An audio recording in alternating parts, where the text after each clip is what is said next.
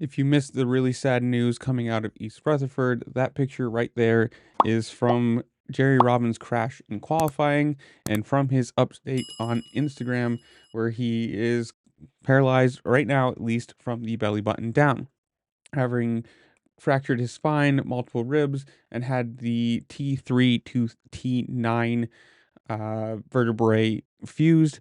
Well, if you want to help, there actually is a way now. In the description below, there's going to be a link to the Road to Recovery.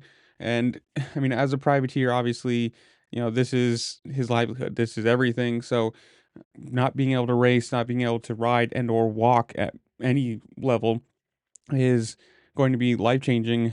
Hopefully, knock on wood, he can, regain the ability to walk. Who knows if that's ever going to be at the level of, racing again? That's to be seen. Hopefully, yes.